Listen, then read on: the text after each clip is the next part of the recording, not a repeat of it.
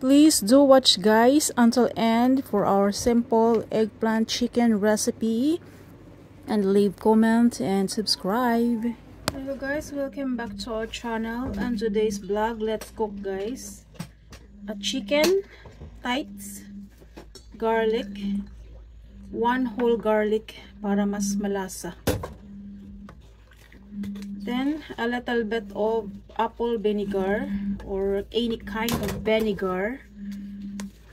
Then black pepper and salt. Medyo marami para mas maalat. Joke lang. Then rice wine or sake. Then soy sauce.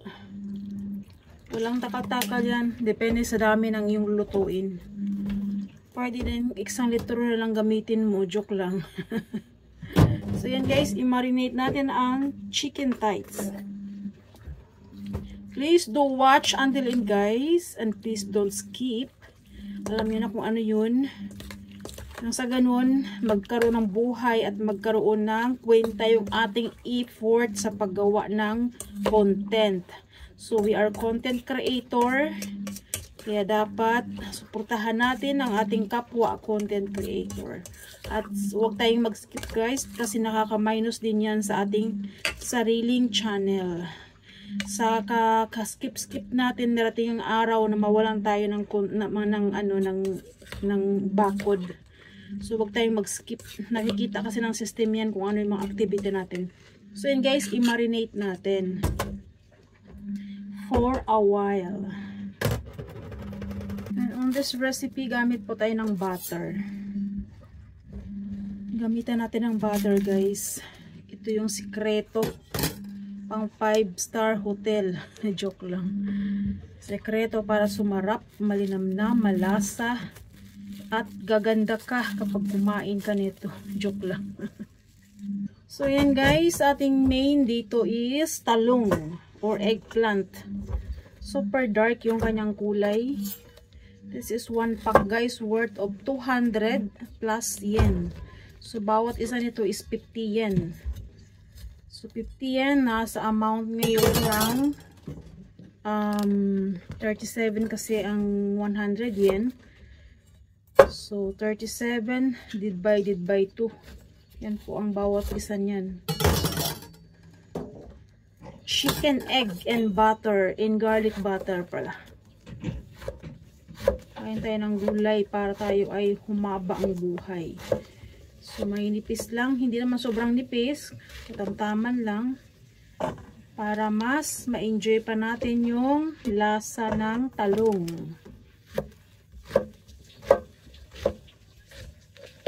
Gawin natin 8 minutes guys para magkaroon ng maraming bakod para sulit yung ating paggawa ng content. Kasi kung less than 8 minutes, syempre, napansin ko kasi guys, simula nung sinabi ng system na maraming, magkakaroon na ng matic na mid-rule, ang 8 minutes pataas na mga videos. Mas lumaki na ang revenue ng content or ng videos kaysa short. Dati kasi, mas mataas ang revenue ng short kumpara sa content or video. Kasi video, short, and live. So, yun ang aking napapansin. Sa analytics ko is medyo may buhay ang revenue ng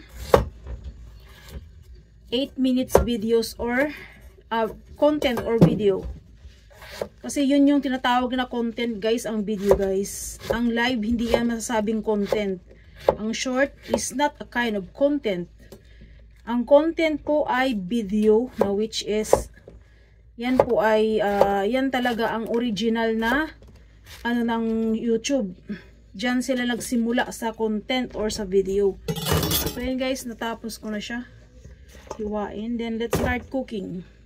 So guys, ayan, on the pan, hindi mo kailangang maggisa, ilagay mo lang yung chicken na minarinate mo with garlic. Sayaan mo na yung kanyang liquid is mag-absorb sa meat. At pag lumabas na ang mantika, kasi ito ay tight, so ibig sabihin mayroon siyang skin. Yan po ay sign na luto na siya. Then, let's continue cooking. Keep watching guys, hindi pa po ito tapos. Nag-umpisa pa lang tayo, wag muna magsabi ng delicious, joke lang. So yun guys, keep watching. So ayan guys, luto na po yung ating chicken. Ang laki ng kawali na to. Hindi kasya sa aking sangkalan. Sobrang laki ng kawali. Mahirapan mag-balance. Ayan siya guys. Luto na po siya. At nanunuot na yung lasang ating nilagay na soy sauce and vinegar with black pepper and salt. At lumabas na ang kanyang mantika.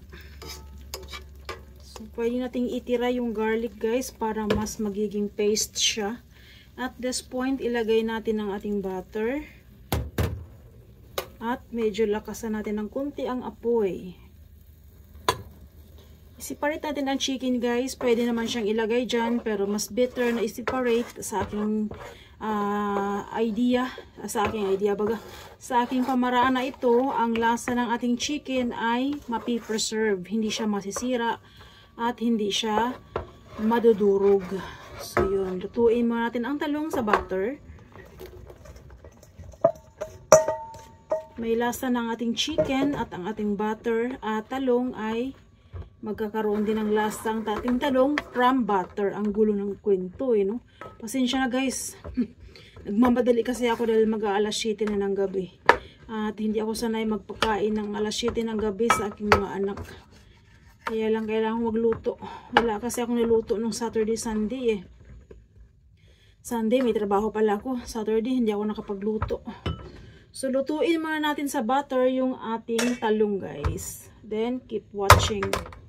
So ayan guys, luto na po ang ating talong. Lutong-luto na siya. Sobrang soft pero hindi siya nadudurog.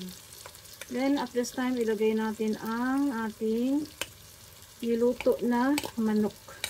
Or chicken. Let's put back.